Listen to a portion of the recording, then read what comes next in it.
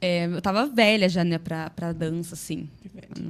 Porque geralmente as meninas começam novinhas. Já. Mas a Dariana me deu uma oportunidade de fazer aula lá. Que legal. E eu fiquei lá um bom tempo, assim. Só que eu falei pra ela, Dari, quando eu arrumar um emprego, quando eu tiver dinheiro, eu quero pagar o balé. Eu quero honrar, né, isso. Quero te abençoar. Quero te abençoar. Daí eu comecei a trabalhar eu consegui um emprego muito legal, assim, e eu comecei a pagar o balé. Daí eu falei que ia pagar. Só que ela, mesmo assim, ela falou que era para pagar só o balé. Então, outras modalidades de dança não era para pagar. Daí eu não pagava aula de jazz, não pagava contemporâneo e não pagava pontas. Foi alguém de Deus para você Foi mesmo. alguém de Deus. Que legal. Daí, assim, sempre ela dá uma bolsa para mim. Sempre. Todo ano ela faz, assim, alguma coisa, assim, para me ajudar, assim, sabe? Ela é sua fada madrinha. Ela me ajuda bastante. Daí, assim, depois eu comecei a aprender muito mais profundo mesmo a dança, com ela me ensinando. Nossa, daí eu entrei num universo, assim, tipo, que não tem volta mais. Não tem volta. Daí eu fui me aperfeiçoando tecnicamente, né, falando, e fui me descobrindo, assim, também no ministério de dança, né? A questão não só profissional na área da dança fora, mas também dentro da igreja, né? Fui entendendo como que para você, que não é somente dançar, mas é também profetizar através da dança, ser uma profeta. A dança também é um instrumento para você orar, como se fosse uma oração, porque muitas vezes eu não tinha forças para orar, e eu dançava no meu quarto. E eu me lembro de uma vez que eu estava lá no meu quarto, eu já estava dançando na igreja, só que nesse tempo, né, que muito desse tempo de vida com Deus e tal, acontece muitas coisas, né, claro. E nesse tempo eu já estava dançando, já estava na igreja, estava batizada, minha família estava melhor, assim. E eu tive um momento, assim, de crise, né, emocional, um momento de exaustão. Que eu fiquei muito, acho que estava querendo voltar, aquela coisa de depressão, assim, que até então eu não tinha diagnóstico, né? Assim, eu sabia que eu estava me sentindo daquele jeito, assim, no meu interior, mas eu não tinha Você não tinha cuidado. não tinha cuidado. Então, aquilo voltava, assim, sabe, às vezes. E eu lembro de um momento que eu estava, assim, querendo largar tudo, querendo desistir de dançar, querendo desistir da minha vida, querendo desistir de tudo. Eu estava no meu quarto, no escuro. Eu tenho muita mania de ficar no escuro, chorando no escuro, assistindo filme triste, só para chorar. Eu queria colocar filme triste para chorar. E era um momento desses. Aí eu estava lá no escuro, no meu quarto, coloquei uma música lá. E, de repente, começou a tocar uma música. Uma música... Tava com música que não era de Deus, uma música inglesa, assim, bonita, assim, música de filme. Mas, de repente, começou a tocar uma música de Deus. Que fala... A música é uma música que eu escuto até hoje, que o nome dela é Me Lembro, do coral Kemuel. Que fala da promessa de Deus sobre a vida da pessoa. Fala, filho, eu te lembro que jamais te deixei. Filho, eu te lembro. Isso, essa mesmo. Ai, muito linda essa música. Que jamais Isso. te deixei. É lindo mesmo. Daí fala que, né, que as suas dores eu sarei, cada lágrima enxuguei. E sempre ouvi a tua voz de adorador. E daí, naquele momento, Deus me fez lembrar que eu era uma adoradora. E que eu iria dançar sobre toda a dor. Naquele momento, eu estava tendo um momento de dor. Sim. Só que daí o que aconteceu? Eu me senti motivada naquele momento a se levantar. E eu não conseguia falar. Mas todas as palavras parece que vinham na minha cabeça e saíam Pelo seu corpo. Saíam pelo meu corpo. Que louco. E Deus falava no meu pensamento, assim. Eu ouvia claramente. A música estava tocando, mas parece que eu ouvia também uma voz, assim, falando... você vai dançar sobre toda a dor. Dance sobre toda a dor. E eu me senti motivada, inspirada a se levantar ali no meu quarto, a dançar no escuro. E eu fui dançando. E parece que foi como se fosse um momento, assim, profético que aconteceu. Que a luz estava apagada. E eu senti vontade de ficar no claro, na luz. Ficar, assim, na luz. Sim. Então, eu somente fui lá e acendi a luz. Mas, assim, na minha cabeça, parece que era como se estava escuro. Se estivesse escuro. E Deus veio com a luz. E naquele momento ele trouxe a luz. Então foi isso.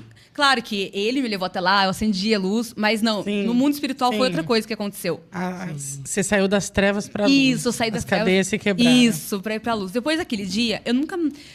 Eu não tive mais essa coisa de... quero desistir, sabe? Não tive mais. Fiquei... Nossa, daí eu tive uma garra maior assim, para me levantar, para continuar meu ministério. E... Até depois disso, né, eu fiquei ainda mais firme, não quis mais largar, e comecei a lutar pela minha família. Só que eu lutava pela minha família em oração. Porque daí a minha mãe não estava indo para a igreja ainda, mas eu orava, e eu eu tenho uma coisa que eu faço, né? Como eu comecei com a dança, eu falo que eu não sou uma bailarina somente, sou uma profeta da dança, uma profeta da dança. Então eu profetizo e aquilo acontece, eu acredito que aquilo vai acontecer e aquilo acontece. Então eu orava dançando pela minha mãe, pela minha família. E aconteceu também de uma vez eu dançar com o nome do meu irmão escrito nos meus pés. Meu irmão estava com um problema muito difícil, assim. Ele estava dando muito trabalho para minha família.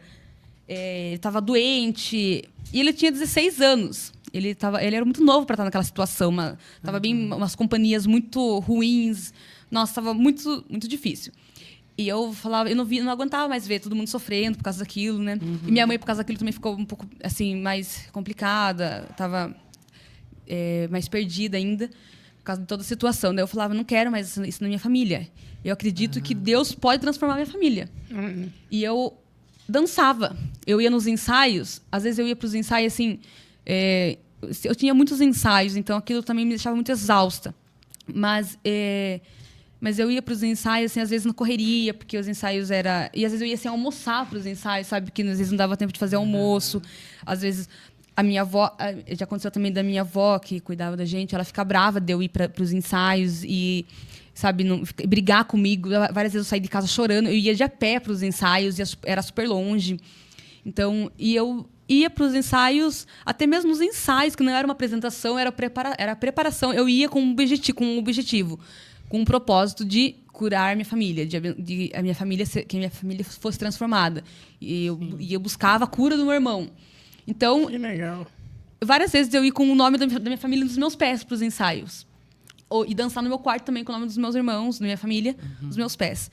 E a maioria das minhas experiências que eu tive não foi assim grandes momentos, grandes apresentações, posso dizer. Mas foram no oculto, sabe? No secreto. No secreto, onde ninguém me via. Onde eu estava dançando de pijama, descalço ou de meias, sem maquiagem, não era aquele luxo, aquele glamour, aquelas, sabe, figurino, nada disso, era ali mesmo. E nos ensaios, né, também, que ficava tudo acabadas, com suor. E o tempo foi passando, eu comecei a ver a minha família ser transformada, aos poucos aí. Glória a Deus. Meu irmão, ele largou a vida dele, que ele estava perdido nas drogas, perdido nessa vida, assim. Ele largou isso. Ele aceitou Jesus lá no hospital, porque ele teve todo esse tempo, também, no meio de toda essa confusão, ele teve um problema. Como que eu posso dizer? Uma hérnia, eu não lembro. Eu sei que era uma coisa muito séria que apareceu do nada, assim. E precisava fazer uma cirurgia. Se não fizesse, ele poderia estourar aquilo, uma veinha, não sei. Ele poderia morrer. Então, eu pedi para Deus, para que Deus curasse ele e transformasse a vida dele. E lá no hospital, ele aceitou Jesus. Sabe essas pessoas que vão no hospital e conversam? Ele aceitou Jesus lá. E ele saiu do hospital, ele estava em Sorocaba. Ele saiu do hospital, curado, sim, né? Deu tudo certo. Ele não precisou fazer cirurgia, deu tudo certo. E ele voltou para casa, indo para a igreja. Indo para igreja, para Jesus. Então, ele aceitou Jesus. Através disso, a minha mãe também começou a ir para a igreja. Minha avó, toda a minha família. Toda a minha família conheceu o caminho do Senhor. Sabe o que você me fez lembrar? A pastora Paula, que veio aqui, acho que você assistiu. Sim. Ela fala sobre a importância do posicionamento, porque ela também passou por um momento bem complicado. E quem estava posicionada era a mãe dela. A mãe dela não saiu do posicionamento, de sempre colocar ela como... Ela não desistiu. E eu vejo isso, você contando na sua história. Você não saiu do seu posicionamento. Você lutou pela sua família. E aí, hoje, você consegue ver, né, os frutos desse posicionamento. Então, eu acho que isso é algo bem, bem interessante. Eu acredito, assim, que...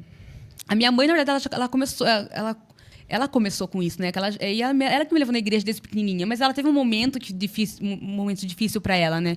Que ela se sentiu fraca e acabou, né, se distanciando. Então, eu acredito que também eu fiz isso como uma forma de gratidão para ela. Porque ela me apresentou Jesus, ela me levou até Jesus. E eu... Com todas as minhas forças, até hoje, eu tento fazer o máximo possível para que a minha família, a minha mãe, não se desvie, vá para a igreja. Não somente ir na igreja, mas ser igreja, né? Levar uma vida com Deus.